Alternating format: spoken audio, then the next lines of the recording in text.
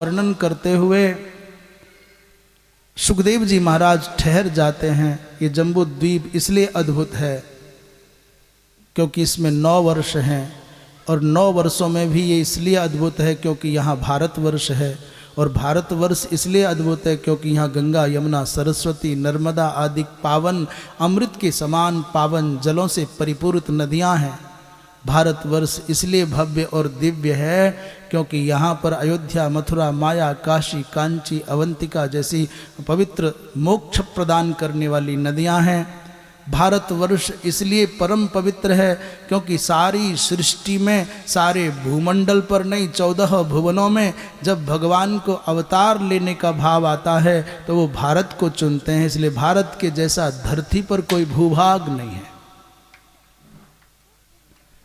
इस धरती पर परमात्मा को जब अवतार लेने की इच्छा होती है तो किसको चुनते हैं? बताओ किसको चुनते हैं? तो डरे डरे क्यों बता रहे हो? जोर से बोलो, हमको कम सुनाई देता है। अच्छा, पीछे वाले लोगों तक हमारी आवाज आ रही है ना? इन माताओं तक आ रही है आवाज? तो फिर आपकी आवाज हम तक क्यों नहीं आ रही? हम ऊंचा सुनते हैं तो जोर से बोल के बता दो। भगवान का अवतार कहाँ होता है?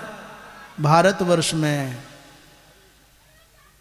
आज से पहले भगवान का अवतार जितने भी बार हुआ वो भी भारत में ही हुआ, और आगे भी भगवान का अवतार होगा तो भारत में ही होगा।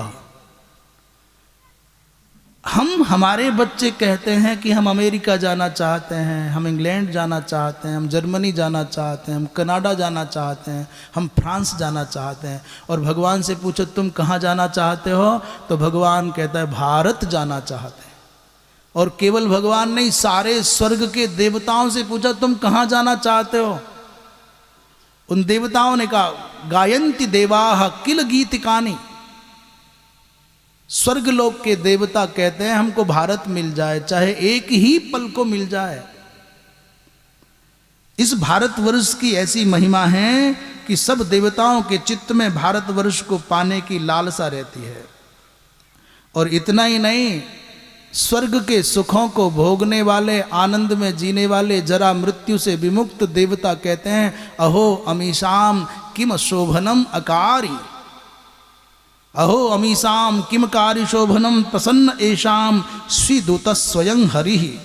यही जन्म लब्धम निर्षु भारताजिरे मुकुंद सेवौ पैकम स्पृहाहिनः। वो स्वर्ग के देवता कहते हैं कि भारत माता के आंगन में रमण करते हुए इन मनुष्यों ने, इन प्राणियों ने कौन सा पुण्य किया है जो परमात्मा प्रसन्न होकर के इनको भारत में जन्म दे रहा है। और हम भारतवर्ष जिनको मिल गया है, मनुष्य शरीर जिनको मिल गया है, वो अभागे मांग रहे हैं हमको स्वर्ग मिल जाए, हमको विदेश जाने का अवसर मिल जाए। पता नहीं पड़ रहा कि है महत्वपूर्ण क्या। कभी कभी हम कहते हैं जिस सुविधा को प्राप्त करने के लिए आपने कोई मूल्य नहीं चुकाया, आप कभी भी उस सुख का, उस सुविधा का मूल्यांकन नहीं कर पाएंगे। जो साधन, जो सुविधा, जो सुख आपको बिना किसी परिश्रम के मिला है, बिना किसी मूल्य चुकाए मिला है, आपको कभी समझ में नहीं आएगा उसका मूल्य क्या होगा। मनुष्य शरीर के लिए हमने कोई साक्षात कीमत नहीं चुकाई, मूल्य नहीं चुकाया, इसलिए मनुष्य शरीर की महिमा समझ में नहीं आती।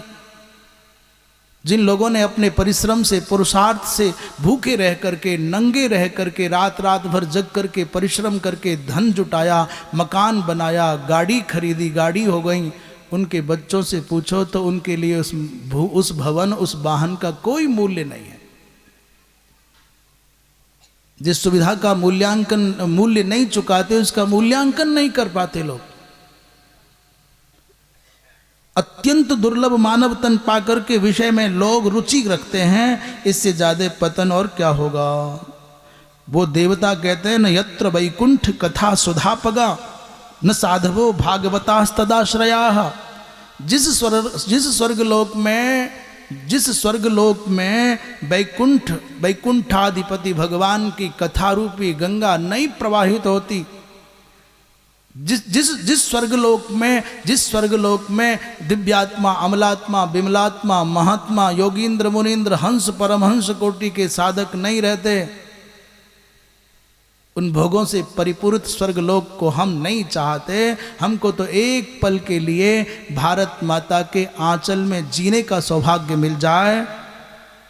नयत्र यज्ञेश मखा महोत्सव, जिस स्वर्गलोक में यज्ञेश की चर्चा नहीं, बड़े बड़े यज्ञ नहीं, महोत्सव नहीं, सुरेश लोकोपि न वै ससेव्यताम, वो इंद्र लोक भी हमको स्वीकार्य नहीं है।